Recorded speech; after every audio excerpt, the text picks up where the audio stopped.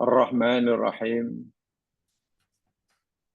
Maliki Yaumiddin. Iyyaka na'budu wa iyyaka nasta'in. Ihdinas siratal mustaqim. Siratal ladzina an'amta 'alaihim ghairil maghdubi 'alaihim waladdallin.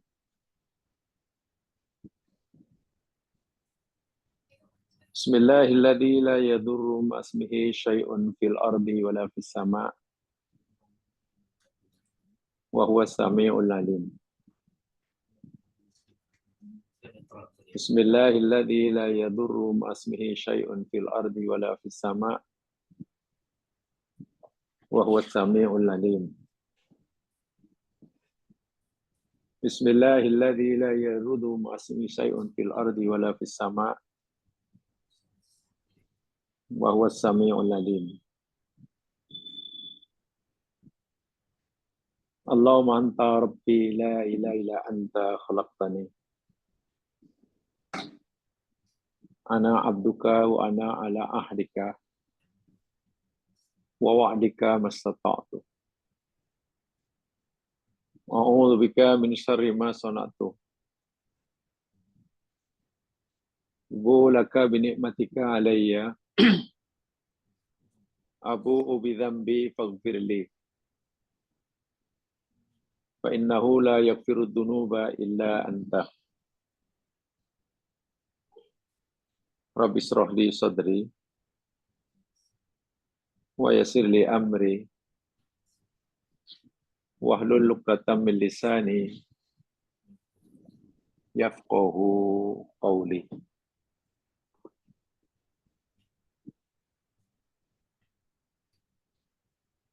Ya Allah, berilah kami ilmu, ya Allah, tentang agamamu. Dan ajarkan kepada kami, ya Allah, ilmu yang dapat memahamkan kami akan maksud firman-Mu. Amin, ya Rabbal Alamin. Jamaah yang dirahmati Allah sekalian, insyaallah kita akan teruskan siri kajian kita berkaitan dengan kalimat tauhid.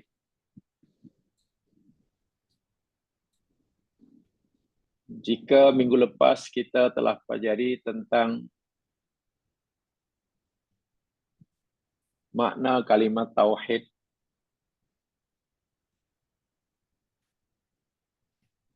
dan juga bahawa sifat semula jadi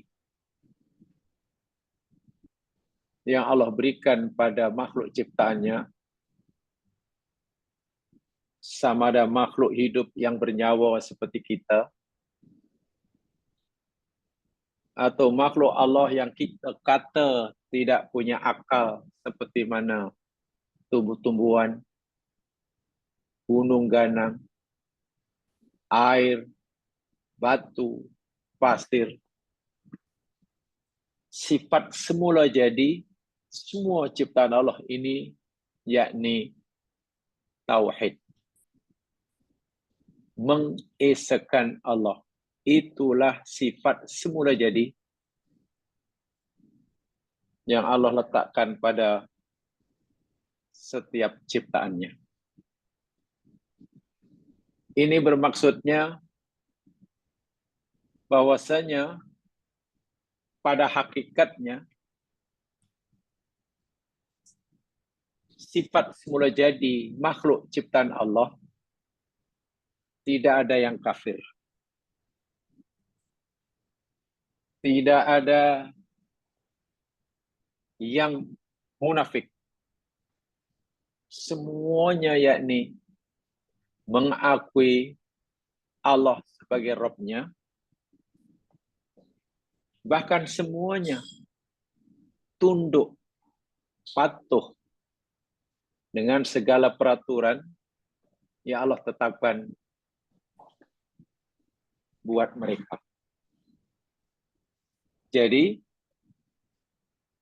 tauhid adalah sifat semula jadi bagi setiap ciptaan Allah, sama ada yang hidup, yang bernyawa seperti kita, ataupun yang kita katakan mati, tidak bernyawa,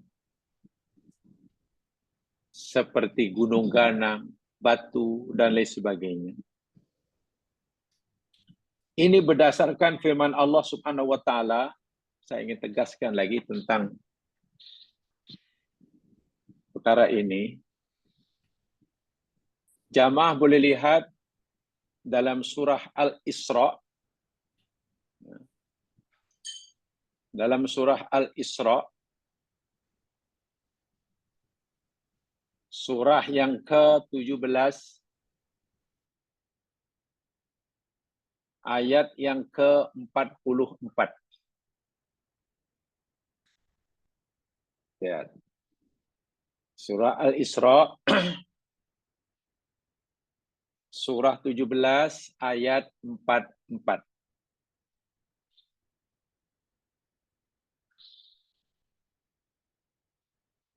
A'udzu billahi minasyaitonir rajim. Tusabbihu lahus samawatus sab'u wal ardu wa man fihin. Wa in min syai'in illa yusabbihu bihamdih. Walakin la tafqahuna tasbihahum. Innahu kana haliman ghafura.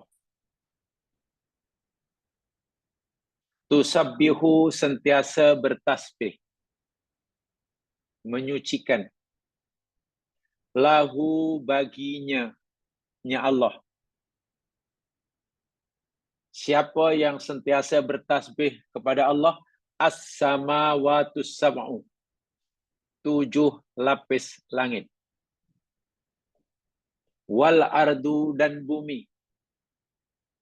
Wa man fihinna, dan siapa yang atau makhluk yang ada pada keduanya. Perhatikan betul-betul. 7 lapis langit dan makhluk yang ada pada keduanya, dan bumi, dan yang ada makhluk yang ada pada keduanya, semuanya sentiasa bertasbih, menyucikan Allah. Bermaknanya semua bukan sekadar mengakui kewujudan Allah, tapi mengakui keesaan Allah. Inilah tauhid. Man, siapa yang merujuk pada makhluk hidup yang berakal. Bagaimana pula makhluk yang tidak berakal? Saya kata tadi, seperti mana tumbuh-tumbuhan, batu-batuan, gunung ganang. Wa im min syai'in, dan tidak ada sesuatu pun illa kecuali yusabbihu, ia bertasbih, bihamdihi, dengan memujinya. Tengok. Tidak ada benda yang ada dalam semesta ini, termasuk pasir, batu, tanah, gunung ganang, angin, melainkan semuanya bertasbih dengan memuji Allah.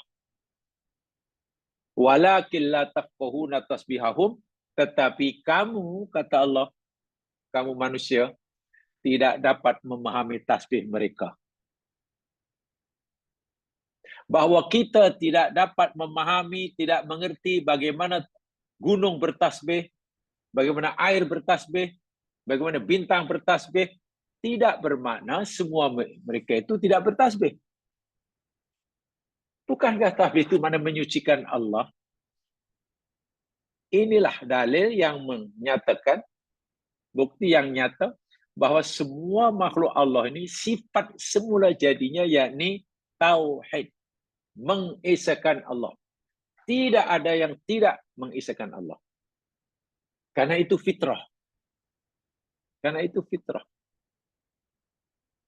Sebab itulah, ya mas sekalian, Bila berlaku di alam semesta ini sesuatu yang menyalahi tauhid, yakni syirik lah. Lawan tauhid yakni syirik. Bila berlaku saja syirik di alam semesta ini, kesannya luar biasa.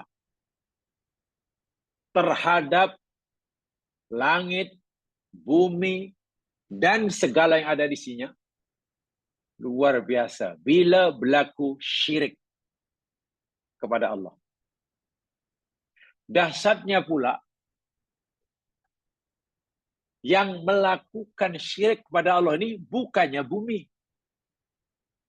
bukannya langit, bukannya gunung, bukannya hayawan, binatang, tapi yang melakukan syirik itu manusia.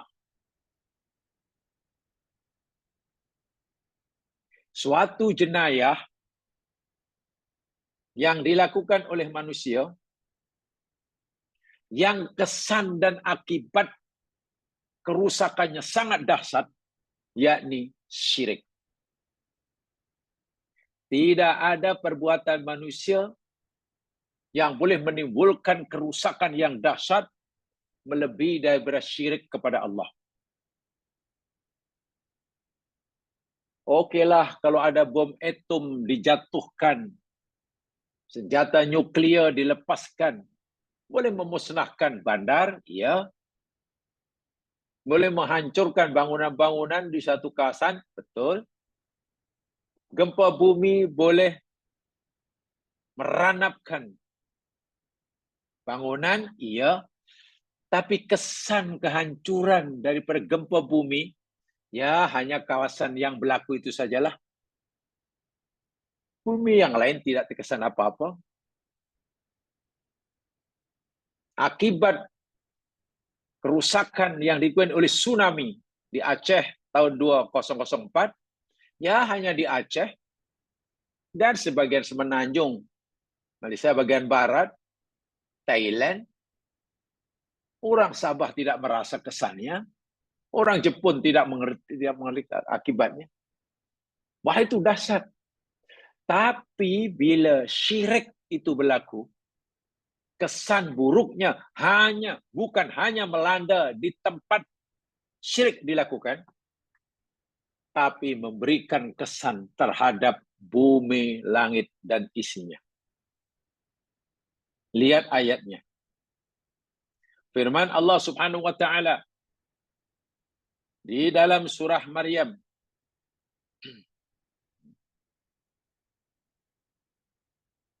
Di dalam surah Maryam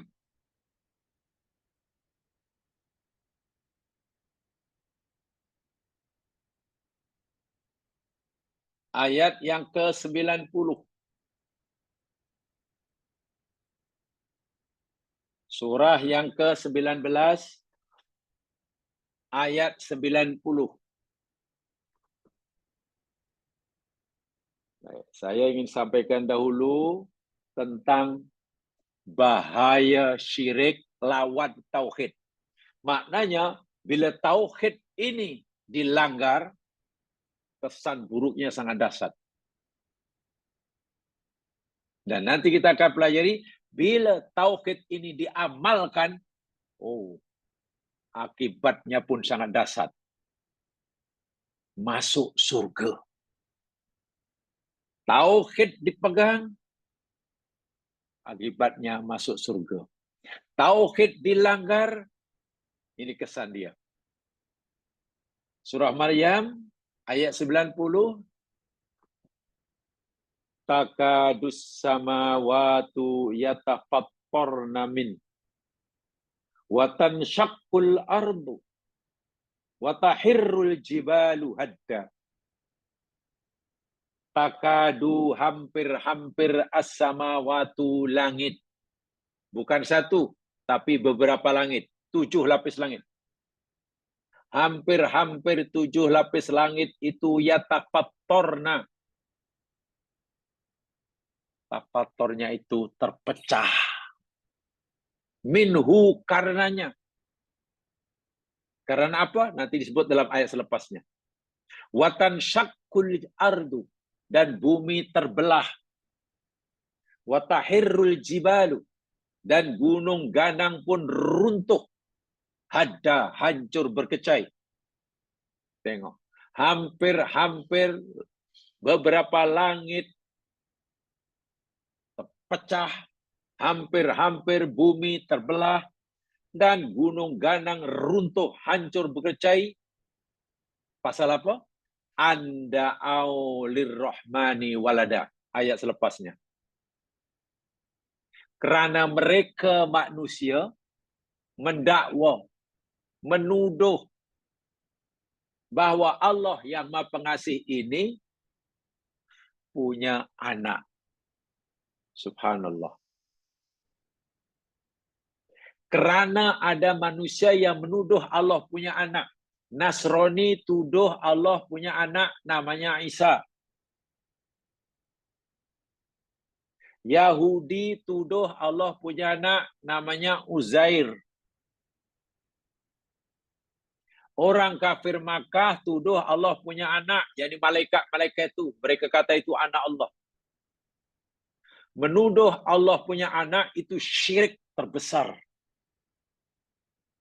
Kesannya, menurut ayat ini, bumi, langit, gunung, ganang, hampir-hampir berkecai. Terbelah, hancur berkecai. Kerana ada manusia yang mendakwa Allah punya anak. Wa'iyadzubillah. Inilah bahaya jika tauhid dilanggar, jika syirik dilakukan. Kenapa begitu? Kerana sifat semula jadi langit itu tauhid. Sebab itu bila berlaku syirik di dalamnya, ya kontras.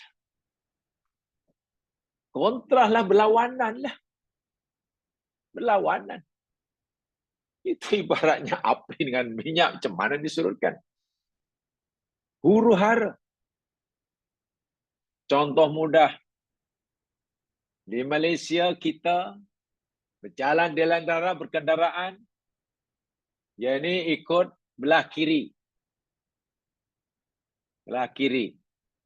Contoh, kalau dari Kuala Lumpur nak pergi ke Shah Alam, pergi Kelang, kan sebelah kiri.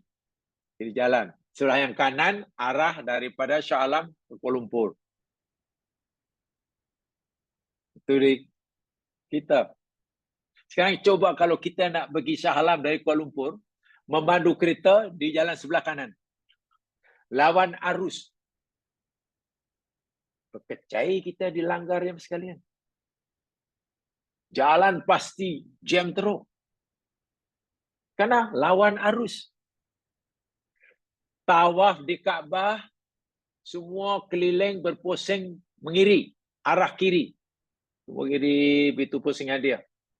Semua, berjuta-juta orang.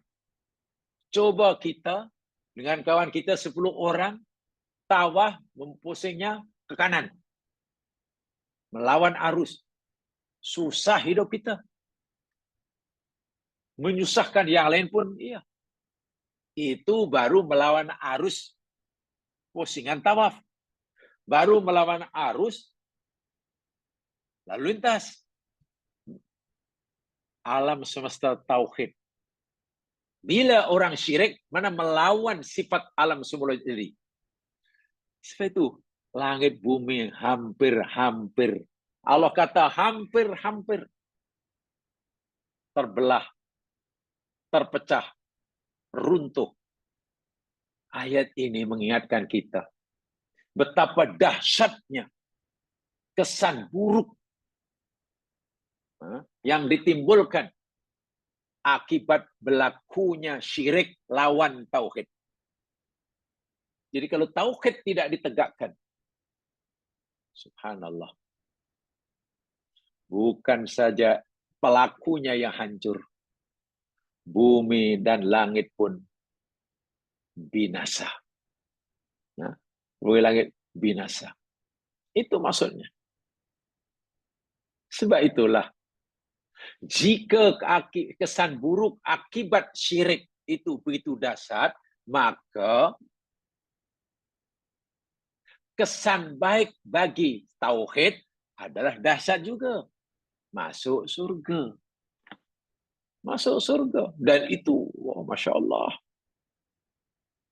Harta seseorang, kekayaan seorang, belum tentu membolehkan dia masuk surga. Belum tentu. Jawatan yang kita ada, belum tentu membolehkan kita masuk surga. Bahkan, amal ibadah kita, saya ulangi, amal ibadah kita, belum tentu membolehkan kita masuk surga jika tidak ada padanya tauhid. Beribadah tapi tidak berikan tauhid. Lawan tauhid yakni syirik kan. Dan termasuk syirik itu riya. Riya itu termasuk syirik. Ibadah tapi riya. Sebanyak manapun ibadah tidak ada nilainya di sisi Allah. Sebab tauhid ni luar biasa aja Mas Glam. Punya keistimewaan yang Allahu Akbar walillahil hamd. Sangat-sangat luar biasa. Baik, saya tunjukkan lagi satu ayat. Bagaimana keutamaan dan kedahsyatan tauhid dibandingkan dengan amal-amal yang lain. Bagaimana dahsyatnya kalimah la ilallah diucapkan dan diyakini dalam hati. Dibandingkan dengan amal-amal kita yang lain. Lihat firman Allah Subhanahu wa taala.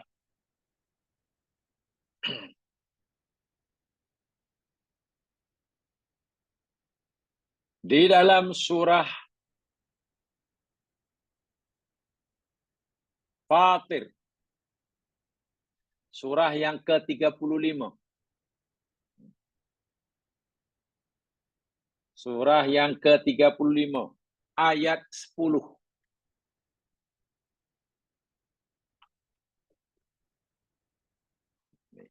Saya bacakan 3 ayat dahulu. Tadi sudah 2, ini ayat yang ketiga. Kalau ayat yang kedua tadi, ayat pertama itu tentang keistimewaan tauhid, merupakan sifat sulih di alam semesta. Ayat kedua yang saya bacakan tadi, bahaya, dahsyatnya bahaya, kerusakan yang akan ditimbulkan oleh syirik lawan tauhid. Nah, sekarang lihat kelebihan tauhid berbanding amal-amal yang lain. Surah Fatir, surah 35, ayat 10. A'udzu billahi minasyaitonir rajim. Man kana yuridul izzata falillahil izzatu jami'a. Man siapa saja kana adalah dia yuridu menghendaki al-izzata kekuatan atau kemuliaan. Siapa saja yang menghendaki kemuliaan, kekuatan, keperkasaan, falillahil izzatu jami'a. Maka bagi Allah sahajalah segala kemuliaan. Semuanya. Baik. Nah, ini dia. Ilaihi yas'adul kalimut tayyibu. Masya Allah. Ilaihi kepada Allah. Kepadanya ini Allah. Yas'adu naik. So'ada yas'adu itu naik. Dari bawah ke atas. Itu bahasa mudahnya. Mis'adun. Dalam bahasa Arab, mis'adun itu mana lift. Lift bahasa Arabnya mis'ad. Alat untuk kita naik ke atas. Mis'ad. Ilaihi kepada Allah. Yas'adu naik. Apa yang naik? Al-kalimut tayyibu. Astagfirullah. Subhanallah. Al-kalimut tayyib maknanya kalimat yang tayyib. Kalimat tayyibah. Apa itu kalimat tayyibah? Kalimat tauhid. La ilaha illallah. Kalimat tayyibah. Asyhadu an la ilaha illallah. La haula wala quwata illa billah, subhanallah. Nah, itu kita keluar jari. Tajud dzikri. Mahkota dzikir kita dah pelajari. Jadi kalimat tauhid. La ilaha illallah wahdahu la syarikalah, lahul mulku wa lahul hamd wa huwa ala kulli syai'in qadir. Kalimat ini yang boleh naik sendiri pada Allah Subhanahu wa taala. Naik, bukan laju. Wal amalus soleh, sedangkan amal soleh, solat kita, zakat kita, mengaji kita, perbuatan kita, tolong orang, sedekah kita, apa lagi? Ya, membantu orang lain, amal-amal soleh, yarfa'uhu. Allahu Akbar. Yarfa'u mana ia mengangkat hu akannya. Siapa ia ini? Inilah dalam tafsir. Ada yang memahami yang mengangkat itu siapa? Ya, siapa yang mengangkat amal soleh sehingga boleh naik? Kalimah thayyibah. Tauhid. Tauhid yang kita lakukan itu boleh naik sendiri hingga sampai pada Allah. Sementara amal-amal soleh yang lain diangkat naik, baru boleh naik karena ada yang mengangkat. Apa yang mengangkatnya? Kalimah tauhid. Bermakna amal soleh, ibadah sebanyak manapun, secantik manapun, jika ia tidak ada dasarnya, tidak berdasarkan kalimat tauhid, ada syirik di situ, amal soleh hanya longgok di bumi. Tak ada nilainya. Tak ada nilainya. Yang boleh mengangkat amal soleh diterima oleh Allah bila amal soleh itu berdasarkan kalim thayyib. Kalimah thayyibah, yakni kalimat tauhid. Tengok. Analogi dia beginilah sekalian. Sekian analogi ya. Challenger. Ya, pesawat angkasa lepas Amerika Serikat. Challenger ke, Discovery ke, atau Soyuz Rusia ke. Itu boleh naik, ya mas sekalian, meninggalkan planet bumi, membebaskan dirinya daripada graviti bumi, itu kena dipasang roket. Dipasang roket. Dia naik karena diangkat oleh roket. Tanpa ada roket, dia tak boleh melepaskan dirinya keluar daripada graviti bumi. Jadi, tauhid itu ibarat macam roket itulah. Dia boleh meluncur sendiri, naik sendiri. Adapun amal yang soleh yang lain tidak mampu naik ke atas kecuali ada yang mengangkatnya. Dan siapa yang mengangkatnya? Tauhid. Solat kita tak sampai pada Allah kecuali ada tauhid. Ibadah yang lain tidak akan sampai pada Allah kecuali ada yang mengangkatnya. Dan bukan itu kalimat tauhid. Maknanya mesti berdasarkan tauhid. Ada syirik saja ditolak. Termasuk syirik yakni riya. Kan amal ada riya ditolak. Ibadah ada riya ditolak. Inilah keistimewaan tauhid.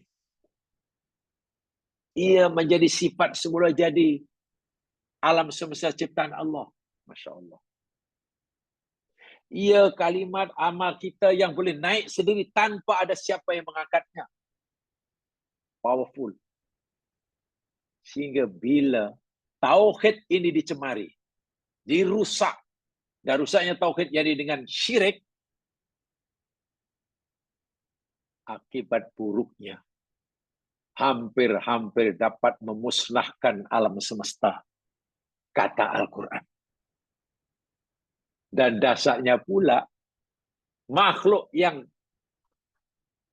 sering melakukan syirik kepada Allah, bukannya gunung, bukannya matahari, bukannya Jupiter, bukannya galaksi. Makhluk yang dasar itu tak pernah syirik pada Allah. Tapi yang sering buat syirik pada Allah, justru makhluk Allah yang paling lemah, namanya manusia. Wa iyadu billah. Ini 3 ayat. Saya sampaikan untuk menambahkan lagi pengetahuan kita tentang kalimah tauhid ini. Kalimat tauhid ini.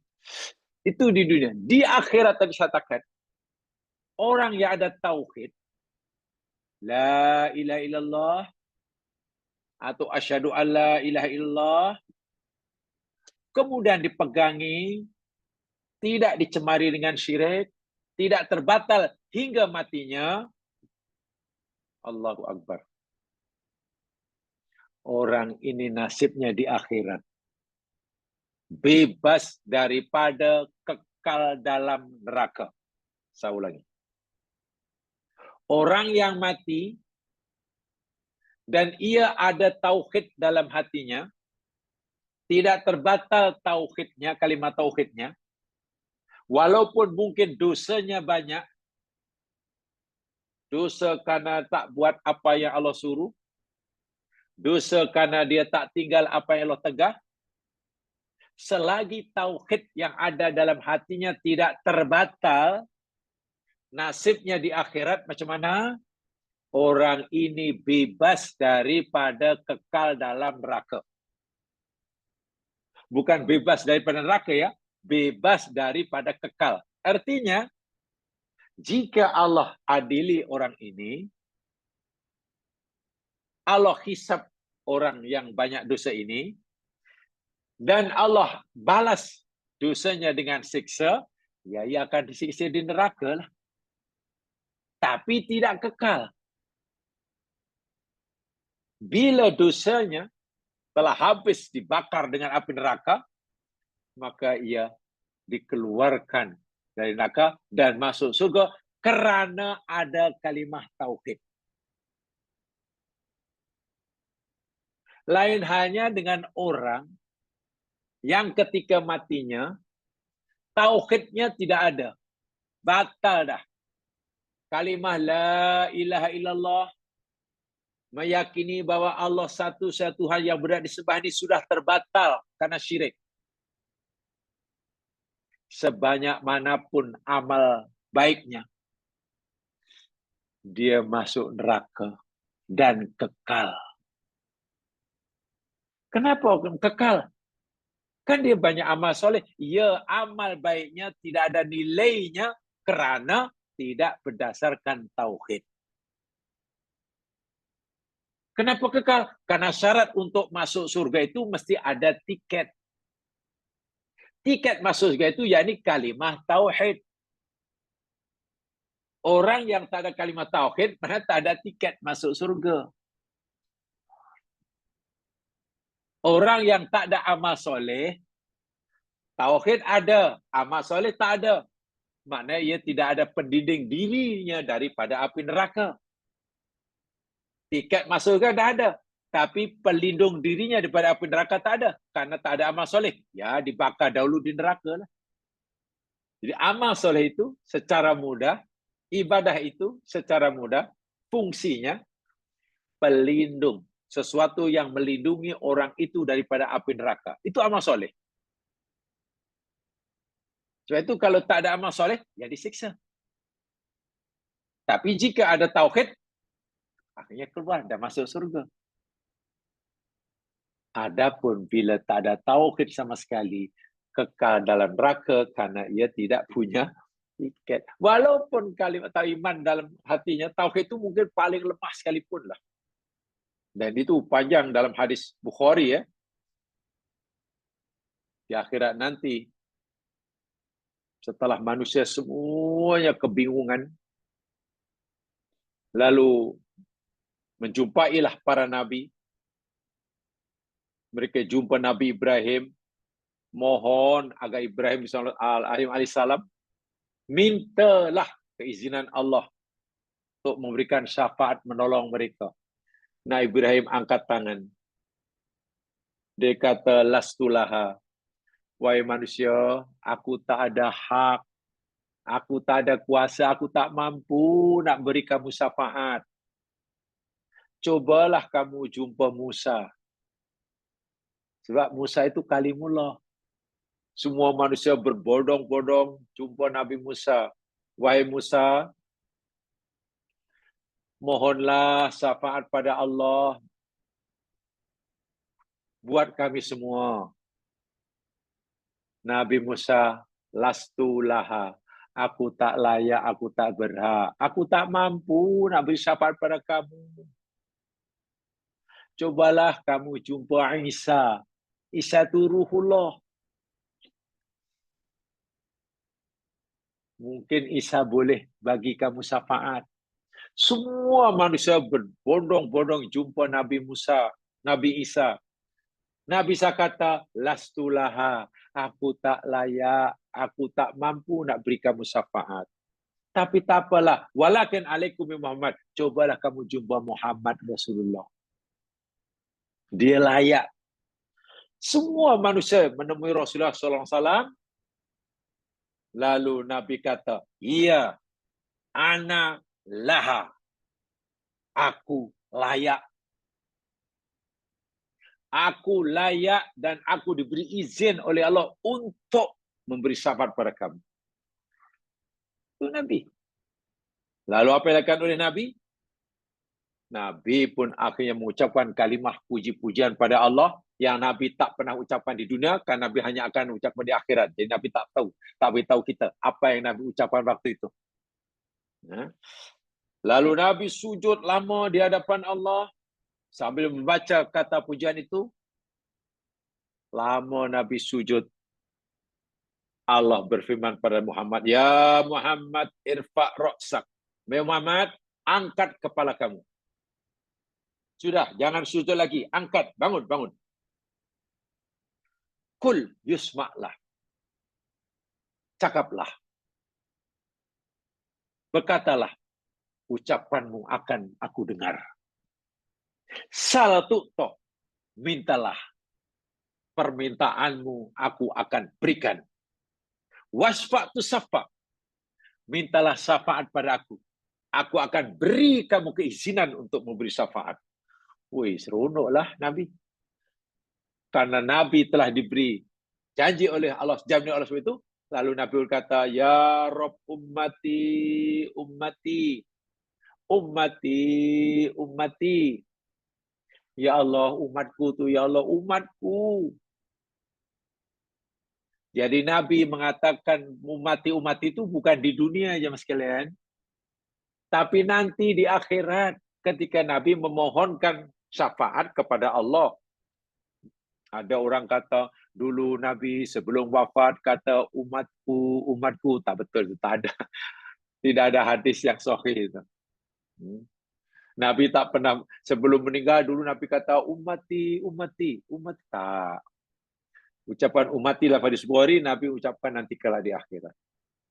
Setelah itu Nabi apa? Allah merespon. Muhammad, intolik fa'akhrij minha man kana fi qalbi mithqalu sa'irah min iman. Muhammad, kau pergilah. Kau pergi dan keluarkan umat kamu daripada neraka. Siapa saja yang dalam hatinya ada iman walaupun hanya seberat biji gandum. Syair, tepung gandum. Siapa saja umatmu yang sekarang dalam neraka karena dosa-dosanya, tapi dalam hatinya ada iman, ada tauhid, dan tauhidnya itu mungkin hanya seberat tepung gandum. Kamu keluarkan dari neraka. Allah izinkan. Apalagi Nabi pun keluarkan mereka lah dengan syafaat Nabi. Umat Nabi SAW dikeluarkan dari neraka siapa saja yang ada kalimat tauhid dalam hatinya walaupun hanya seberat tepung gandum. Tapi Nabi tengok, oh rupanya masih ada umatku dalam neraka. Yang belum layak, aku keluarkan. Imannya rupanya lebih ringan lagi, lebih kecil lagi. Seberat tepung gandum pun tak ada, ringan lagi. Tapi apa boleh buat, Allah hanya izinkan aku untuk mengeluarkan mereka yang imannya, yang ada iman dalam hatinya walaupun seberat tepung gandum. Ini macam mana umatku yang lain? Nabi jumpa lagi sekali. Kali kedua pula Allah. Sujud lagi. Allah suruh angkat kepalanya. Muhammad, bangun. Minta apa saya aku berikan. Nabi kata, ummati, ummati. Lagi sekali. Allah perintahkan, Muhammad, pergi. Pergi sekali. Keluarkan umatmu dari neraka. Siapa saja yang dalam hatinya iman walaupun seberat darah. Oh, lebih kecil lagi. Walaupun dalam iman hanya seberat darah. Orang dulu darah itu, orang dahulu terjemahkan debu. Karena bagi orang dahulu mungkin benda yang paling kecil itu debu. Sehingga darah diartikan debu. Orang sekarang memahami darah itu bukan debu. Karena rupanya darah itu bukan benda yang paling kecil. Sebab darah itu merujuk pada benda yang paling kecil. Orang sekarang mengetahui benda yang paling kecil yang diketahui oleh orang sekarang namanya atom. Jadi tak salah kita terjemahkan atom. Muhammad, pergi neraka, keluarkan umatmu yang dalam hatinya ada akidah tauhid, walaupun hanya seberat atom. Nabi pun keluarkan. Selamat orang ini, masuk surga. Tapi Nabi masih tengok, ada pula umatku yang belum layak dapat syafaatku. Karena imannya terlalu kecil, terlalu sedikit sangat. Seberat atom pun tak ada. Nabi kali ketiga minta izin pada Allah agar diizinkan beri syafaat pada umatnya, dan Allah izinkan. Muhammad, kau pergi.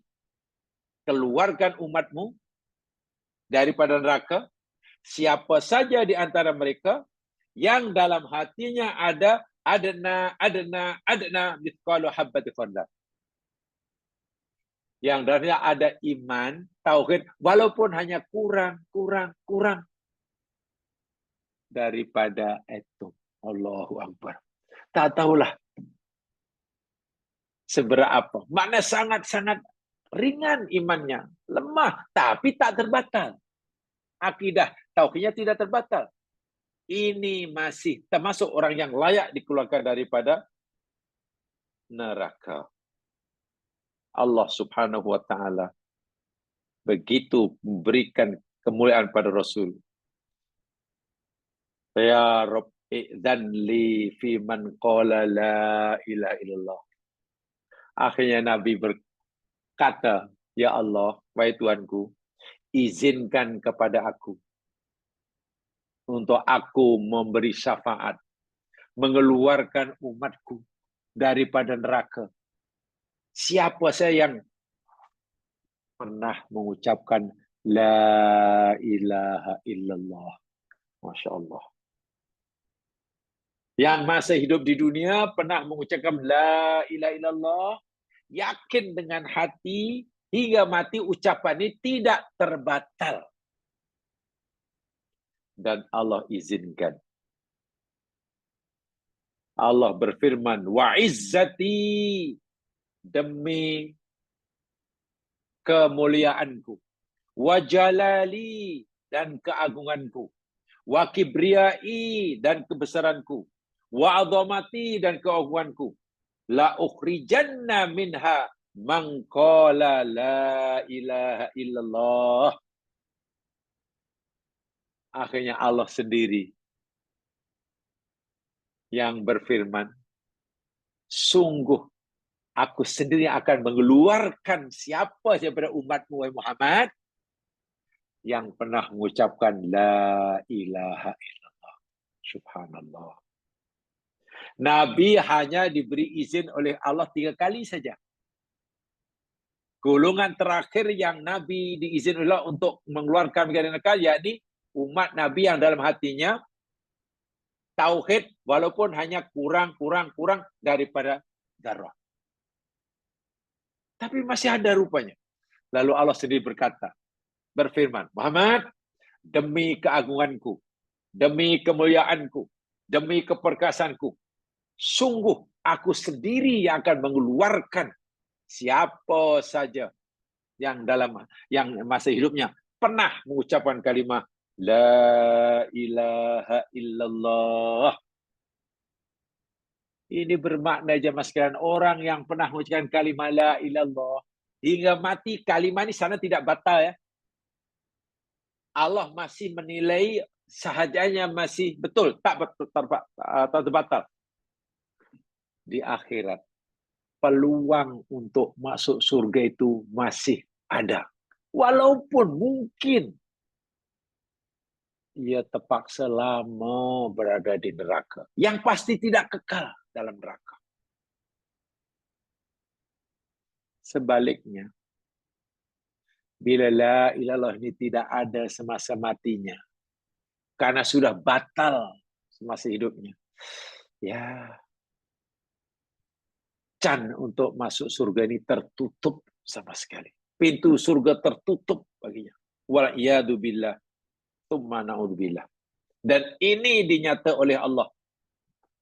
Orang yang syahadahnya batal, imannya batal, mengakui Allah itu Tuhannya, tapi menyekutukannya. Syirik mana? Tidak mengisakannya. Allah haramkan masuk surga. Tengok surah Al-Ma'idah ayat 72. Lihat. Al-Ma'idah ayat 72.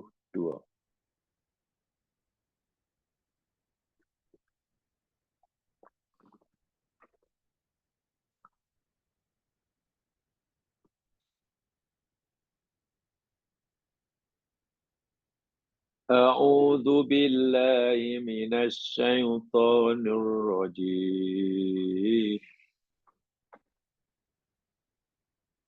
Laqad kafara alladziina qalu innallaha huwal masih ibnu Maryam. Demi sesungguhnya telah kufur. Bukan lagi termasuk orang yang beriman. Kafir dah. Siapa? Alladzina, orang-orang yang qalu, mereka berkata, Innallaha huwal masih ibnu Maryam. Sesungguhnya Allah itu ialah Al-Masih ibnu Maryam. Telah jatuh kafir. Bukan lagi orang mukmin. Batal keimanannya kepada Allah. Orang-orang yang meyakini bahwa Allah itu Isa, Isa itu Allah. Pelik nih. Allah itu Isa, Isa itu Allah. Atau dalam ayat yang lain, telah jatuh kufur, batal imannya. Orang yang berkata, Isa itu anak kepada Allah. Yang tuduh, yang kata Isa itu anak Allah, kafir. Imannya batal. Yang tuduh, yang kata Allah itu Isa, Isa itu Allah, kafir. Batal imannya. Yang tuduh, yang kata bahwa Allah itu Tuhan, Isa pun Tuhan, kafir. Wa qala al-Masih, sedangkan Isa Ibnu Maryam, Al-Masih itu Isa Ibnu Maryam, berkata, macam mana orang Nasrani boleh kata Isa itu anak pada Allah, Allah itu Isa, Isa itu Allah? Sedangkan Isa pernah berkata, Ya Bani Israel, wahai Bani Israel, U'budullaha Rabbi wa Rabbakum. Sembahlah oleh kamu Allah. Allah itu Tuhanku dan Allah itu Tuhan kamu. Yang kamu kena sembah, yang aku kena sembah, Allah. Karena dia Tuhanku dan Tuhan kamu. Janganlah kamu sembah aku. Aku ini bukan Allah, aku bukan anak Allah. Aku ini hambanya dan utusannya. Itu kata Isa kepada Bani Israel. Lalu diberi ancaman. Bani Israel yang tuduh Nabi Isa sebagai anak pada Allah atau Allah itu sendiri, diancam dengan keras sekali. Innahu man yusyrik billah. Sesungguhnya siapa saja yang syirik dengan Allah. yang menyekutukan Allah, syirik pada Allah, faqad harramallahu alaihi jannah. Masya Allah. Pasti sungguh pasti Allah haramkan atasnya surga. Haram masuk surga orang yang menyekutukan Allah, yang batal sahadahnya. Orang mati, tauhidnya batal, haram masuk surga. Yang kata Allah. Itu yang tadi, pintu surga tertutup rapat bagi orang ini. Kalau tengok ayat ini, saudara-saudara Nasrani yang meyakini Isa itu anak pada Allah, yang meyakini Isa itu Allah, Allah itu Isa, yang meyakini Isa itu adalah Tuhan yang bersih selain Allah, haram masuk surga. Kita wajib punya keyakinan seperti itu. Jangan sekali-kali kita berpikir begini umpamanya. Saya kadang-kadang pikirlah, macam mana ya, orang Nasrani kan baik orangnya. Bahkan ramai mereka itu yang lebih baik pada kita, prihatin, suka tolong orang, banyak. Tapi macam mana boleh kekal dalam neraka? Sementara ada orang mukmin yang jahat begitu, tapi masuk surga. Di mana letak keadilan Allah? Jangan. Tadi saya katakan, tiket untuk masuk surga itu iman, tauhid. Tak ada tauhid, sebanyak manapun kebaikannya, kekal dalam neraka. Itulah. Tapi kalau orang itu ada tauhid, walaupun mungkin dosanya banyak, syaratnya tauhidnya tidak terbatas ya. Di akhirat, selamat daripada kekal dalam neraka. Mungkin disiksa dalam neraka, tapi tidak kekal.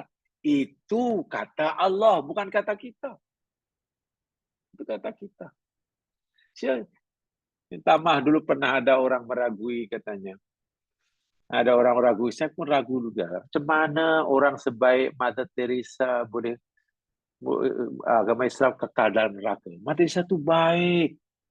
Hidupnya dihabiskan, umur sebanyak hayatnya, umur dihabiskan untuk tolong orang. Macam mana boleh masuk neraka? Ini tak faham, tak akidah tauhid itu situ. Tadi katakan, orang yang mati dan ada tauhid, walaupun dosanya banyak, syaratnya tauhidnya tidak batal, di akhirat bebas daripada, selamat daripada kekal dalam neraka. Maknanya boleh jadi disiksa di neraka bertahun-tahun, tapi lama-lama masuk surga. Karena apa? Karena ada iman. Sementara orang yang tidak ada iman, rusak akidah tauhidnya, Allah sendiri yang kata, Allah haramkan atasnya surga, wa ma'wahun nar, dan tempat tinggalnya neraka. Allah sendiri yang kata. Bukan kita. Itu Quran yang kata. Ini dalilnya. Jadi kalau kita ditanya, orang Yahudi yang percaya Uzair anak Allah itu di akhirat di mana tempatnya? Kita wajib dengan yakin mengatakan Yahudi yang beriman itu kekal dan neraka, haram masuk surga. Macam mana awak kata begitu? Kenapa SD sangat Islam? Ini bukan kata saya orang Islam. Ini kata Allah, Itu Maidah 72. Menurut pendapat kamu, tuh saudara kita Kristen yang baik itulah, amannya baik, orangnya sopan santun, suka tolong orang, macam-macam lah, pemurah dia, tak pernah menyakiti orang, tak zalim itu. Yang meyakini itulah Isa bin anak Allah, diperingati hari lahirnya. Yalah, Christmas itu kan mereka peringati hari kelahiran anak Tuhan. Kalau kita ditanya di mana nanti di akhirat, kita wajib dengan penuh yakin matian dia kekal dalam neraka, haram masuk surga. Sampai hati kamu kata begitu. Bukan kita yang sampai hati, Quran yang kata. Allah yang punya surga yang kata. So, macam mana? Masya Allah. Wa ma lidzalima min ansar. Itulah nasib orang yang tak ada iman, tak ada tauhid. Dan tidak ada penolong bagi orang yang zalim. Zalim di sini maksudnya syirik kepada Allah Subhanahu wa taala. Sejelas ya bahwa tauhid ini betul-betul nikmat Allah terbesar pada kita. Sebab itu kita tidak boleh jual belikan. Mungkin kita kehilangan harta benda karena dicuri orang, karena rugi, karena tak apa, baru hilang harta. Tapi jangan sekali-kali kita kehilangan akidah tauhid. Mungkin kesehatan kita terjejas karena sakit. Tak apa. Solusi sudah jadi sembuh. Dan sedahsyat-dahsyat penyakit pun paling dahsyat, minta maaf, mati. Sakit paling parah sekali, paling dahsyat, mati. Dan bila mati dah tak sakit dah. Dan orang mati karena sakit, belum tentu dia masuk neraka.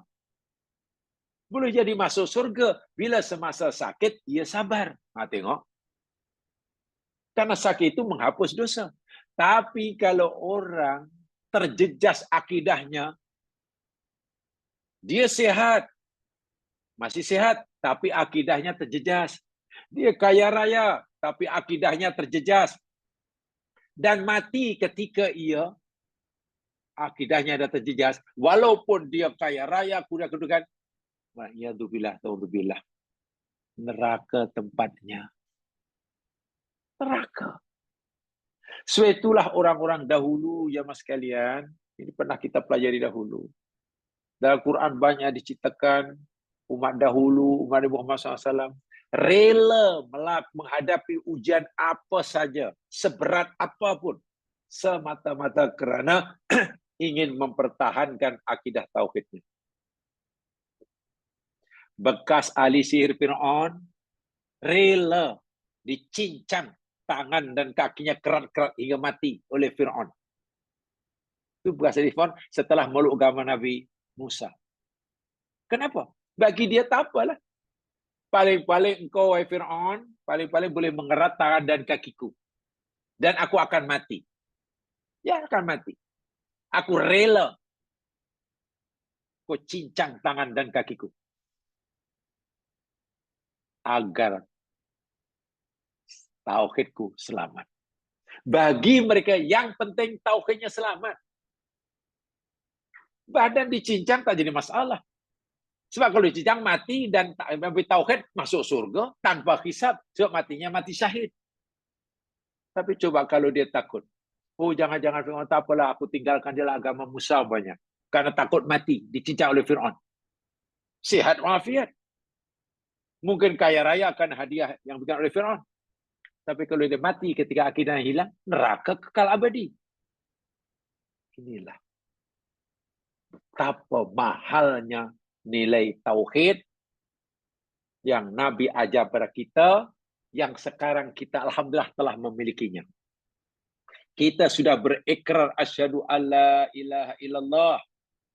Aku bersumpah, aku bersaksi bahwasanya tiada Tuhan yang berhak disembah kecuali Allah. Wa asyhadu anna Muhammadan Rasulullah. Dan aku bersaksi bahwa Muhammad itu Allah. Jangan sekali-kali ini kita cemari dengan musuh tauhid, yakni syirik. Ima syirik besar maupun syirik kecil. Syirik besar jelaslah orang mukmin tak akan lakukan syirik besar. Takkan dia Muslim tapi ya ikut percaya Musa Isa anak Allah, tak mungkinlah. Takkan orang mukmin Pak Haji pula ikutlah meraihkan apalah di Paweli ke atau mungkin apa Taipusem kan. Ikut pikul kawadi cucuk telinga dia dengan pisau ke dengan parang ke. Tak mungkinlah. Tapi ingat, syirik bukan hanya syirik besar yang mesti dijauhi. Termasuk syirik yang paling kecil, riya. Riya. Riya itu syirik dalam amalan ya mas sekalian ya. Riya itu termasuk syirik dalam amal yang menyebabkan amal yang ada pada riya kosong. Nilainya kosong. Tidak ada nilai sama selisih Allah. Sebanyak manapun amalan, secantik manapun ibadah, bila ada padanya riya. Dan setelah kita pelajari dahulu, riya ini ada kembar 3 ya. Ria ini ada saudara kembarnya, ada 3. Bukan kembar 2. Ria itu yang sulung. Adik Ria namanya Sum'ah. Sum'ah itu punya adik bungsu namanya Ujub. 3 itu memang kembar lah tuh. Ria itu yakni beramal, memperlihatkan amalan kepada orang lain agar orang lain nampak dan dia memujinya. Lalu dia bangga, itu ria. Sum'ah itu memperdengarkan, memberitahukan amal ibadahnya pada orang lain supaya orang lain tahu yang dia beramal. Itu sum'ah. Sama ada lewat lidah, lewat tulisan, lewat WhatsApp. Lewat WhatsApp aja nih. Lewat Instagram, jangan. Atau ujub. Ujub itu membanggakan diri dengan amalnya. Kagum, mengagumi diri sendiri. Baik, ya. Jangan sekali-kali lakukan, walaupun ia paling kecil. Yakni ria. Ria itu paling kecil ya, maknanya tidak ada syirik yang lebih kecil daripada ria. Itulah. Tidak ada syirik yang lebih kecil daripada ria, karena ria syirik terkecil. Itu pun boleh menghapuskan pahala ibadah. Selainnya maknanya bukan yang paling kecil. Ya lebih besar pada ria lah. Percaya, angka. Semenjak saya pakai plat number 8888 ni, senang berniaga. Rezeki murah karena 888 katanya. Allahu Akbar. Percaya tarikh lahir. Allahu Akbar.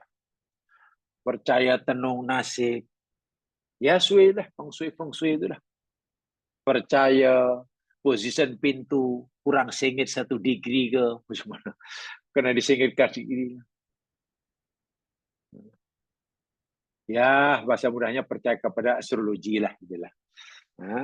Horoskop percaya itu syirik. Meramal orang bintang ini lahir bulan apa, tanggal berapa, macam mana awak ni, saya ni sentiasa susah saja kalau ditanya. Awak lahir bulan apa, tanggal apa? Saya lahir 13 Mei. Patutlah bila lahir 13 Mei memang susah. Itu ramalan apa macam tu. Jangan, itu syirik.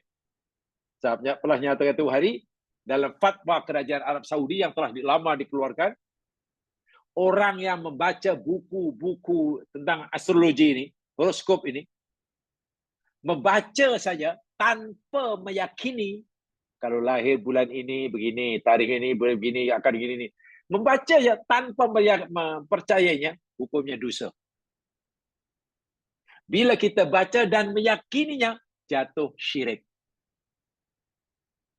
Saya itu minta maaf kalau jamaah mungkin masih berlanggan surat-surat khabar, yang itu mungkin ada beberapa page tertentu, ada astrologinya, ada horoskopnya, ramalan tu dikoyak aja lah.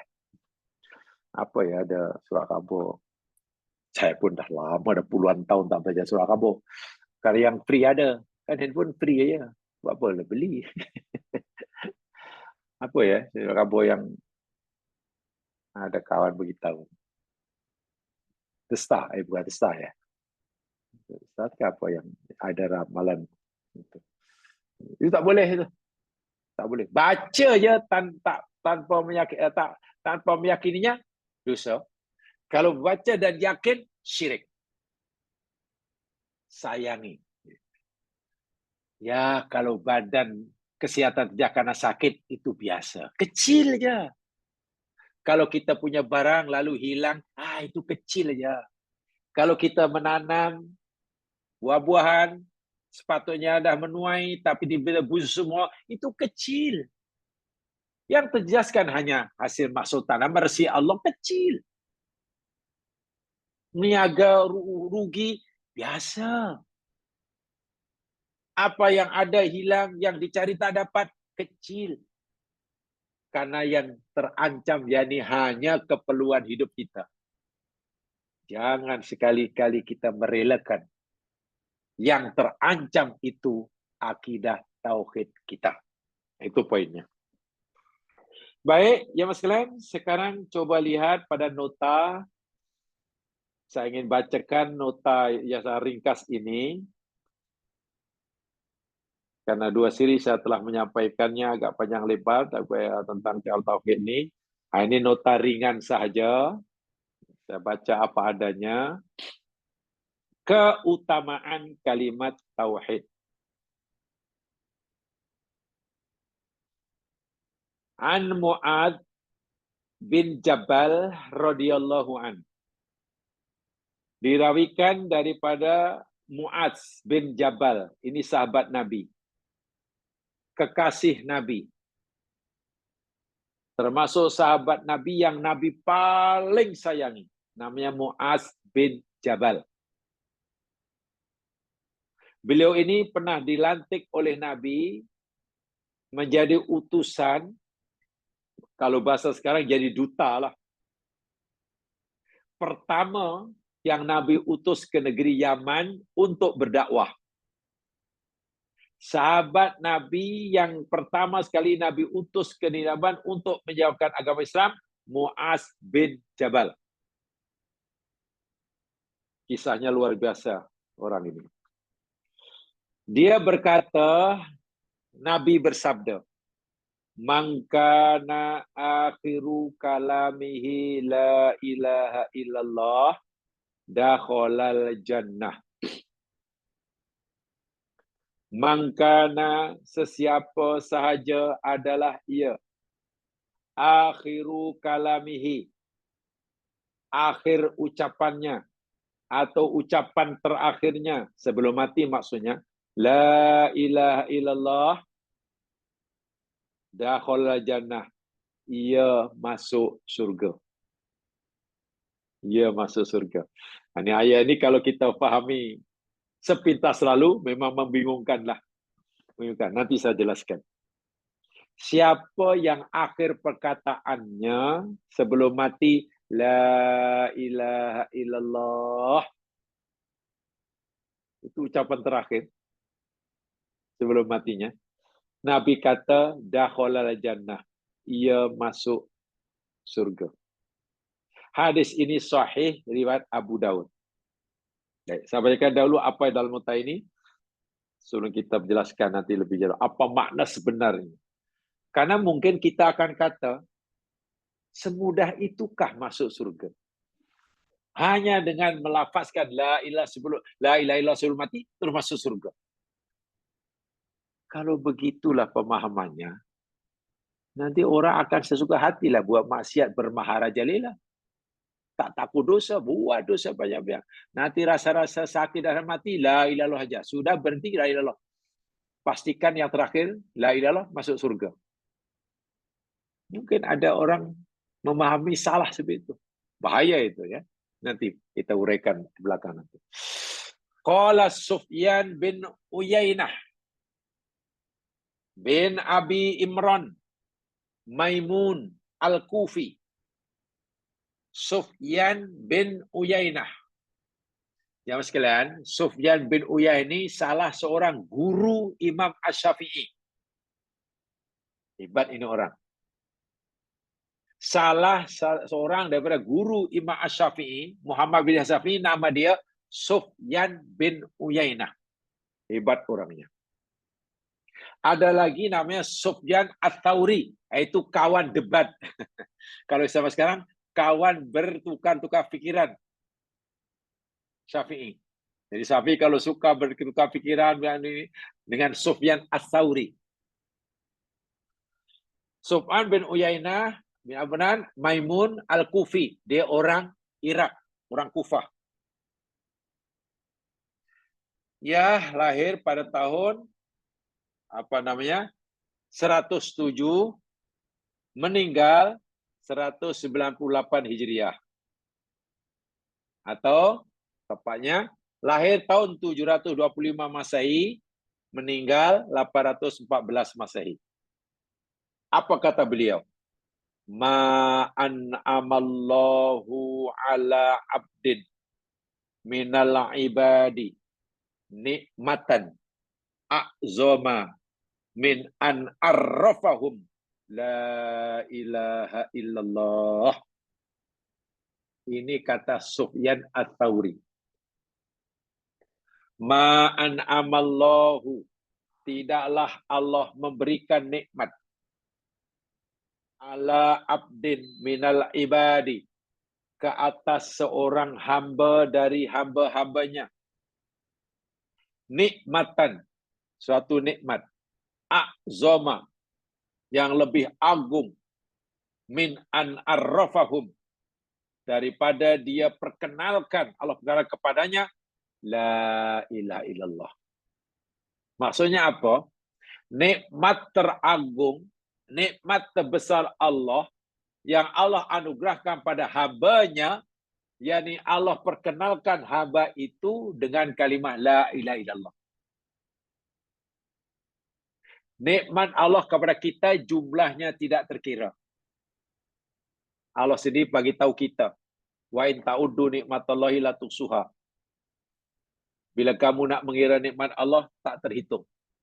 Dari sekian banyak nikmat Allah yang tak terkira jumlah ini, kata Sufyan Ibnu Uyainah, yang terbesar sekali yakni kita kenal Allah.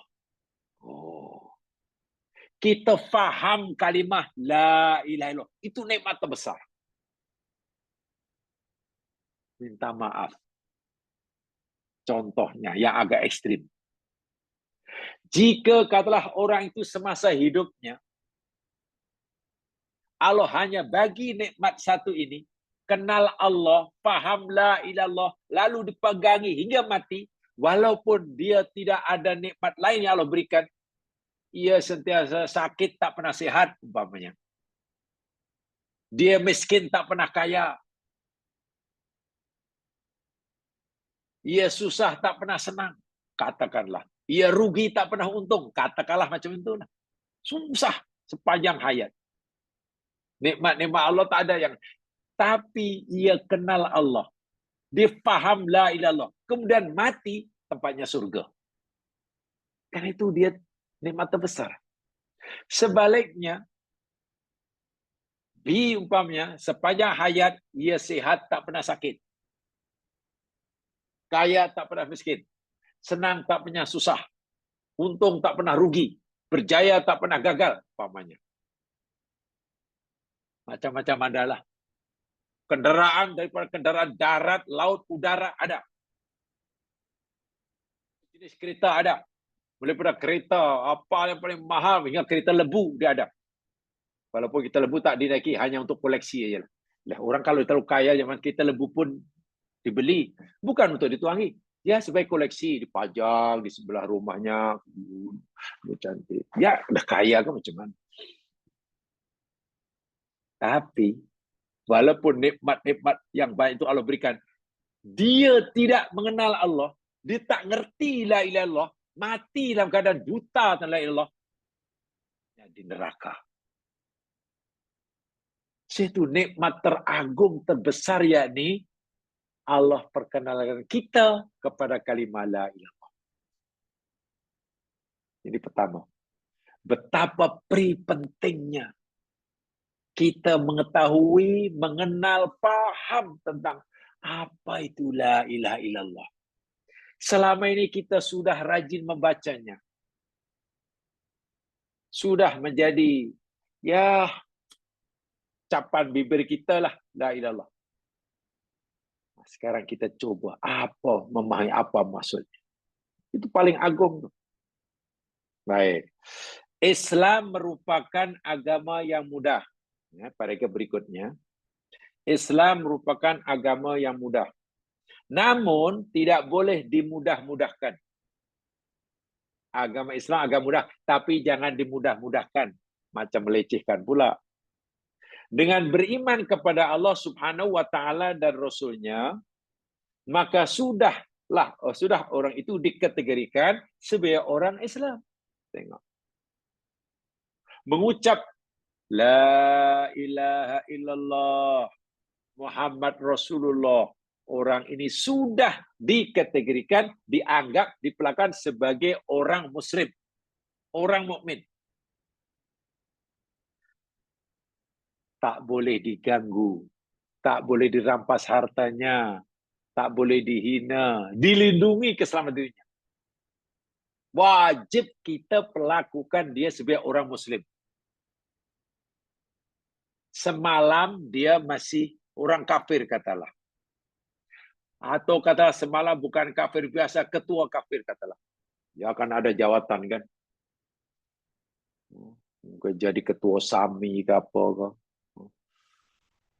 Dengan kerelaan hatinya, hari ini, karena dia lama berpikir, lama merenung berpikir, hari dengan tulis tanpa dipaksa, mengucapkan asyhadu alla ilaha illallah wa asyhadu anna Muhammad Rasulullah. Muslim dia. Wajib kita anggap dan kita perlakukan, kita hormati sebagai saudara Muslim. Itu dari segi syariat. Walaupun mungkin hatinya belum meyakini apa yang diucapkan. Maksudnya apa? Pura-pura. Kan ada minta maaf ya. Mungkin ada, saya tak tuduh, tapi mungkin ada. Karena dia nak sangatlah kawin dengan kawan karibnya, kekasihnya. Kekasihnya orang Muslim. Dan dia bukan non-Muslim.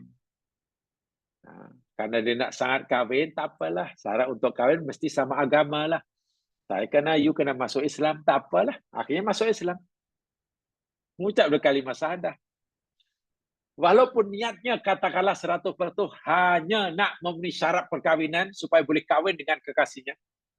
Hatinya masih tidak meyakini Islam. Hatinya masih meyakini Isa itu anak pada Allah, itu urusan dia dengan Allah. Karena dia sudah mengucapkan kalimat syahadah, wajib kita perlakukan dia sebagai orang Muslim. Jika ia tidak sampai hatinya, maka namanya munafik. Dan itu urusan dia dengan Allah. Ya, jangan kita ragu. Dia sudah Muslim lah. Itu maksudnya. Adapun saya ulangi, jika ia mengucapkan kalimat syahadat hanya pura-pura, karena hanya nak kawin, hatinya tetap meyakini Isa itu anak pada Allah, itu urusan dia dengan Allah. Dari hukum Islam namanya munafik. Dan orang munafik dalam agama Islam dari segi zahir diperlakukan sebagai orang Muslim. Bila salam kita wajib jawab, bila dia jemput kita wajib datang, bila kita sakit kita ya disunatkan untuk melakukannya. Dia bila dia menyembelih ayam halal sembelihannya, begitulah maksudnya. Nah, ini dia. Mudah. Tiket untuk jadi orang Muslim hakikatnya mudah. Tiket untuk seseorang itu ingin dianggap sebagai orang Muslim senang. Hanya perlu mengucapkan kalimat syahadah. Mudah, Muslim. Pastinya iman di sini ada sebagaimana didefinisikan oleh para ulama. Ini yang paling basic ya. Yang basic. Ya, kalau bahasa kami dahulu jam sekalian, orang yang baru mengucapkan kalimat asyhadu alla ilaha illallah wa asyhadu anna Rasulullah, dia telah Muslim, telah mukmin, tapi Islam dan imannya itu baru peringkat iman yang paling bawah. Dipanggil mukmin atau Muslim, iman atau Islam. Islam komitmen namanya. Itu namanya iman komitmen. Kenapa Islam komitmen? Karena dia sudah punya komitmen, dia sudah committed hanya mengakui Allah saja sebagai Tuhan satu-satunya. Ia sudah punya komitmen hanya akan patuh kepada arahan Nabi Muhammad. Kan baru komitmen. Kan dia belum buat apa yang Allah suruh. Belum. Jadi begitu orang mengucapkan, dia sudah mukmin. Tapi ya itulah iman komitmen namanya. Alhamdulillah. Apakah cukup situ? Ya tidak cukuplah. Nanti adalah.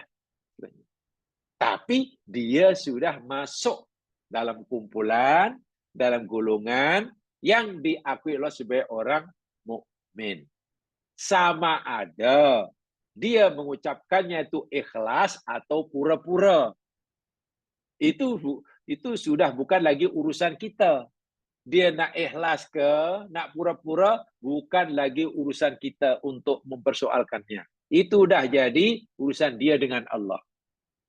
Kita hanya disuruh memperlakukan dia berdasarkan hukum-hukum peraturan yang zahiriyah saja. Yang zahiriyah saja. Nah, adapun yang didefinisikan, yang ditakrifkan oleh ulama, iman itu sebagai berikut. Satu contohnya ya. Saya bacakan definisi yang pertama. Yang pertama ini diberikan oleh apa namanya? As-Syekh Samsuddin Ar-Ramli, Imam Ar-Ramli. Imam Ramli. Ini disebut dalam kitab Ghayatul Bayan, Sarhu Zubat Ibnu Ruslan. Itu nama kitabnya. Dicantumkan definisi iman menurut As-Syekh Syamsuddin Ar-Ramli. Biasanya orang hanya Imam Ramli. Imam Ramli, Imam Syafi'i kan biasanya gitu aja kan. Apa takrif iman? Ini dia. Al-imanu tasdiqul qalbi bima ulima darurata maji'ir rasul bih min indillah. Iman itu ialah tasdiqul qalbi, pembenaran hati, atau hati membenarkan bima ulima darurata maji'ir rasul bih min indillah. Hati membenarkan atas segala sesuatu yang umum diketahui datang daripada Nabi Sallallahu Alaihi Wasallam. Hati membenarkan sesuatu yang telah maklum di kalangan orang-orang yang datang daripada Nabi Sallallahu Alaihi Wasallam, seperti tauhid. Membenarkan tauhid yang Nabi sampaikan.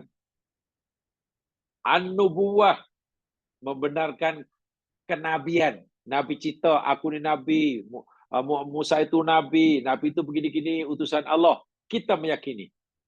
Wal ba'ti, membenarkan apa yang Nabi sampaikan tentang hari kebangkitan. Nabi cerita, nanti bila kamu mati, kamu akan dibangkitkan. Dan kita yakin. Wal jaza, kita membenarkan adanya balasan yang diberitakan oleh Nabi. Bila orang tu mati, nanti akan dapat balasan. Sama ada balasan baik atau buruk. Waftiradis salawatil khamsi.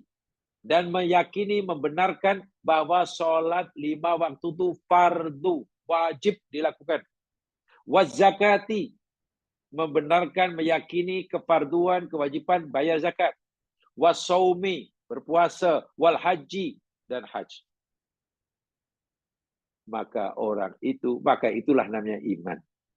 Jadi iman, menurut kata Imam Ar-Ramli, yakni pembenaran yang dilakukan oleh hati terhadap apa saja yang dibawa oleh Nabi, yang datang daripada Nabi, seperti mana Nabi memberitahu kita tentang tauhid, keesaan Allah. Kita menerimanya. Nabi memberitahu kepada kita tentang adanya manusia-manusia yang dipilih oleh Allah menjadi utusannya, Rasul. Kita mempercayainya. Nabi memberitahu kita bahwa bila mati nanti akan dibangkitkan semula. Kita yakin. Nabi kata bila orang mati nanti akan dapat balasan, baik atau buruk. Kita membenarkannya. Nabi memberitahu solat 5 waktu, zakat, puasa, haji itu wajib dilakukan. Dan kita terima. Itu makna iman. Makna iman.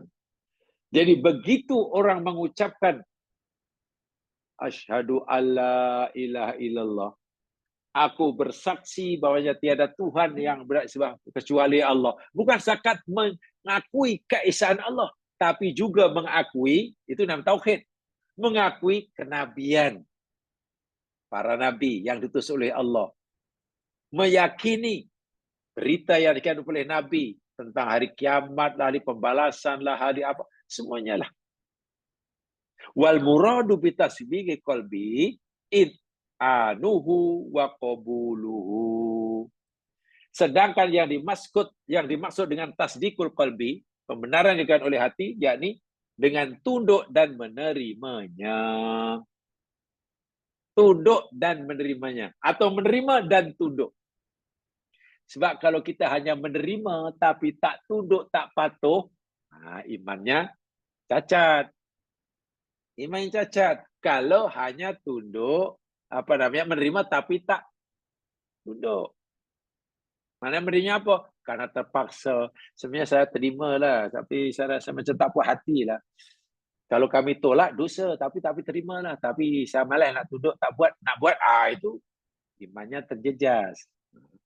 Imannya terjejas.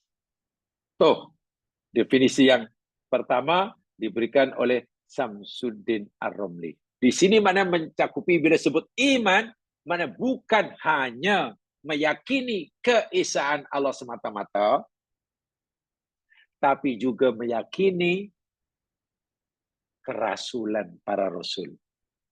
Ajaran-ajaran dibawakan oleh rasul yang semua datang daripada Allah. Kesannya apa aja Mas Kilan? Ini bermaksudnya orang yang sudah mengucapkan asyhadu alla ilaha illallah dan dia hanya meyakini keesaan Allah saja, maka Allah Tuhannya dan Isa, tapi tidak meyakini kerasulan para nabi umpamanya. Tidak meyakini kerasulan para nabi umpamanya. Tidak meyakini adanya hari kebangkitan dan balasan yang diberikan oleh nabi umpamanya. Tidak mengakui kefarduan solat, zakat, puasa, haji umpamanya. Batallah imannya. Begitu maksudnya. Imannya batal. Karena iman itu kadang sudah satu package lah. Sudah satu package. Bukan semata-mata meyakini keesaan Allah, tapi juga meyakini kerasulan para nabi, berita yang dikatakan oleh nabi, adanya siksa, ada surga, neraka, balasan, kefarduan, solat, zakat. Dia mengaku beriman kepada Allah, tapi menafikan kefarduan solat. Batal seadanya. Contoh mudah begini. Mukmin. B pun mukmin. Mukmin.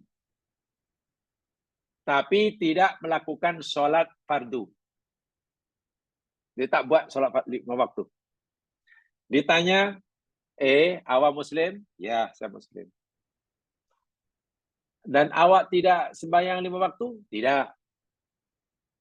Awak tahu bahawa solat waktu itu fardu? Saya yakin, saya tahu fardu. Dan awak tahu bahawa orang yang tak solat 5 fardu itu dosa? Saya tahu. Dosa. Dan saya pun mengaku saya berdosa karena tak buat.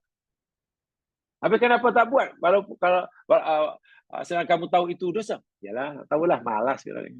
Nah, macam ini, dia iman pada Allah dan masih mengakui kefarduan solat. Masih merasa berdosa karena tak solat. Maka ini imannya tidak terjejas. Imannya masih ada, tidak terbatal. Hanya ia fasik atau asin. Mukmin yang fasik namanya. Atau mukmin yang dahulu ketika belajar surah Fatir, mukmin zolimun li nafsi. Iman tidak terjejas, tidak rusak, tapi fasik. Dosa besar. Sementara B, dia mengaku mukmin. B, kamu mukmin? Ya. Dan kamu tidak sholat 5 waktu? Tak. Kamu tahu solat 5 waktu itu wajib? Saya tak mengakui solat 5 waktu wajib. Bagi saya tak wajib lah. Itu sukarela aja. Nak solat lah, tidak terpulang. Jadi awak tak solat tidak merasa bersalah, langsung saya tak rasa bersalah walaupun saya tak solat. Sikit pun saya tak bersalah. So, bagi saya solat 5 waktu tak sukarela, bukan fardu. Bila orang macam B ini sudah menafikan kewajiban solat, dia tak solat dan menafikan kewajibannya, batal sahadahnya. Nah, inilah batal sahadahnya. Beza ya. Kalau dia tak melakukan suruhan, tapi masih mengakui suruhan itu daripada Allah, itu dosa. Mukmin fasik, mukmin zalim.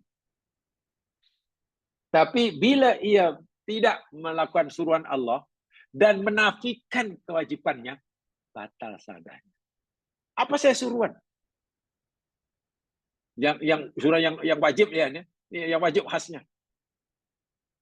Allah suruh kita sebagai mukmin lelaki atau perempuan, jemaah sekalian, perintah agama, dalilnya jelas, hadis-hadis sahih. Untuk saya tampil secara syar'i, menutup aurat berdasarkan ajar Islam. Mukmin, tapi penampilannya tidak menutup aurat. Lalu ditanya, Anda mukmin? Ya. Anda tahu menutup aurat itu wajib? Saya tahu wajib. Dan awak yakin? Awak tahu kalau tak menutup aurat itu berdosa? Ya, saya tahu saya dosa. Maknanya ia tidak menutup aurat, tapi masih mengakui kewajiban menutup aurat dan merasa berdosa karena tak menutup aurat. Orang seperti ini, imannya tidak terjejas, tapi dosa besar.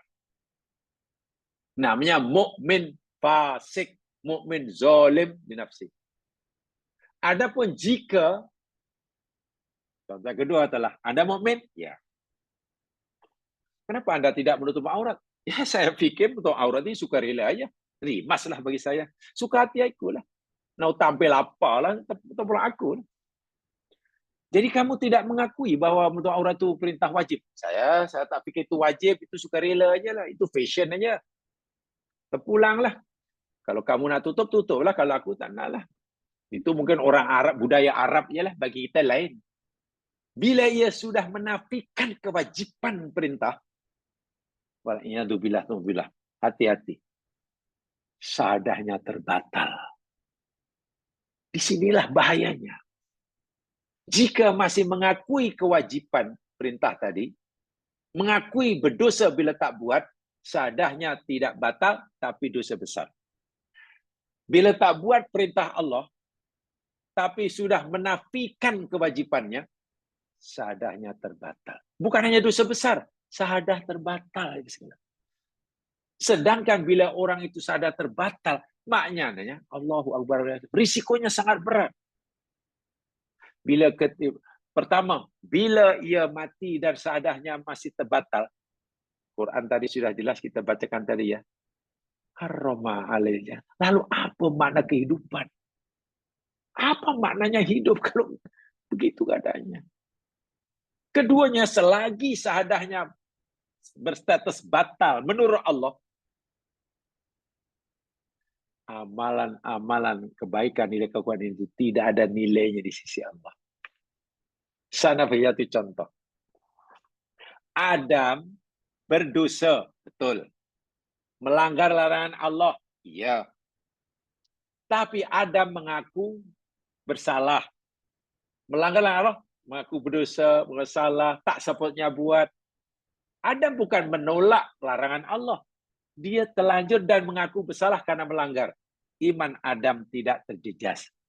Adam hanya berdosa. Sebab itu peluang untuk Adam dapat pengampunan besar. Dan Adam akhirnya, dosa Adam diampuni oleh Allah. Tapi tengok si Iblis. Iblis ini mengakui Allah sebagai Tuhannya. Iya. Ketika Allah suruh Iblis sujud pada Adam, itu perintah Allah. Tak boleh dilawan. Iblis kata, ya Allah, patutkah aku sujud hormat pada Adam? Aku lebih mulia daripada Adam, ya Allah. Kau cipta aku daripada api, kau cipta daripada tanah. Tak mungkinlah aku sujud ni. Saya fikir perintahmu itu tak kena, ya Allah. Kau silap. Sepatutnya engkau suruh Adam hormat aku, bukan engkau suruh aku hormat Adam. Iblis telah menolak mentah-mentah perintah Allah. Iblis menolak perintah Allah. Walaupun Iblis masih mengakui Allah sebagai Tuhannya, iman Iblis terbatal sama sekali. Sebab itu iblis bukan sekadar tidak diterima amal baiknya, karena hingga mati iman iblis masih terbatal, ia diancam dengan neraka jahanam kekal abadi. Disinilah bahayanya kalau kita meringan-ringankan atau mengambil ringan, remeh, atau bahasa yang mungkin coba nak diperkenalkan tapi belum meluas.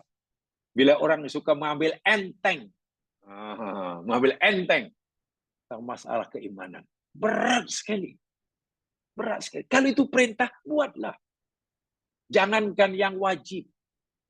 Kalau itu perintah agama, walaupun sunat, kita berusaha untuk buat. Yang haram, wajib kita tinggalkan. Jangan yang haram. Kalau itu larangan agama, walaupun makruh, kita berusaha untuk meninggalkannya. Itu baru mukmin sejati.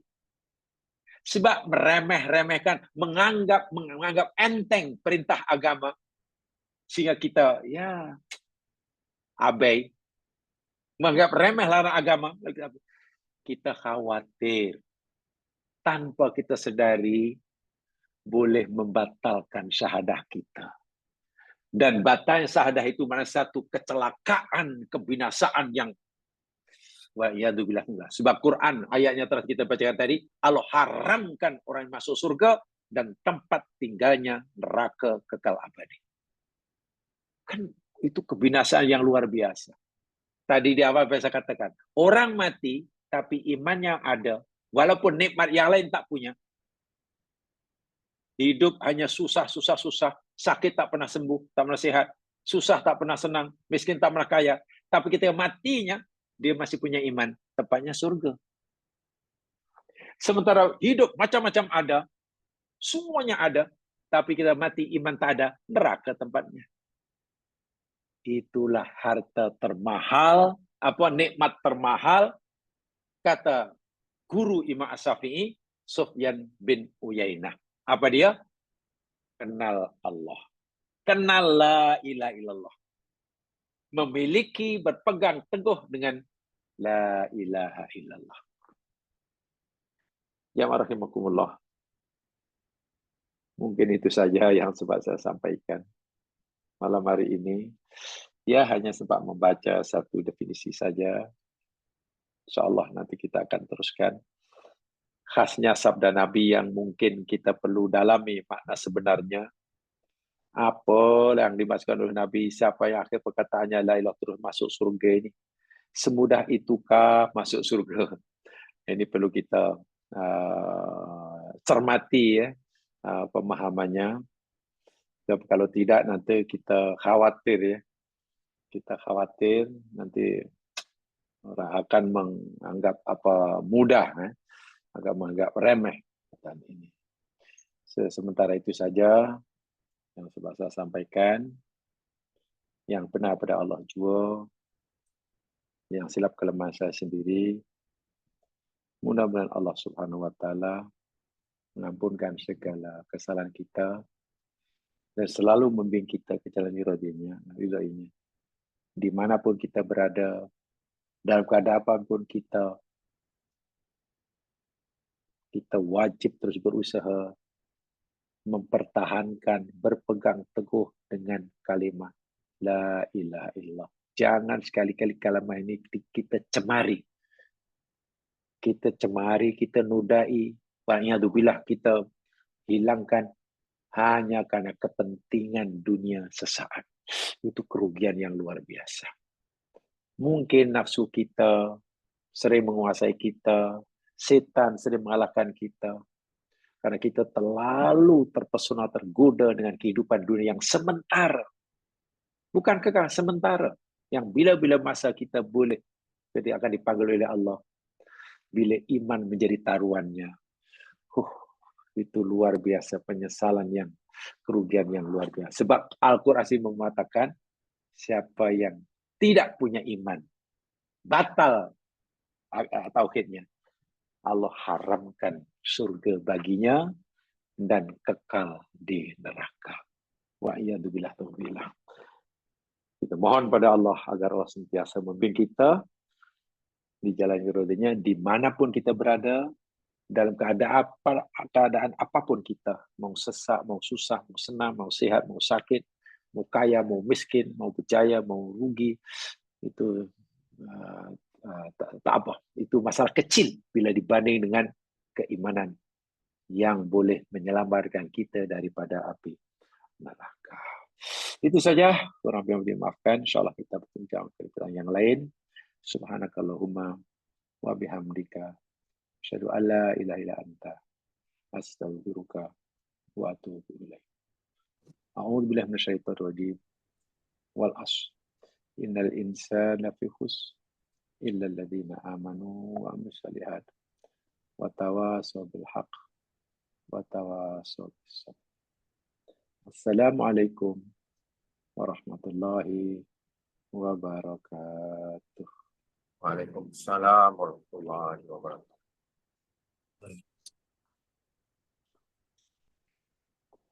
Weh, macam masih ada di majlis saya, Tok. Baru habis. Masih ada di Dewan itu. Apa lagi pada tempat ni? Habis. Masih ada di Dewan.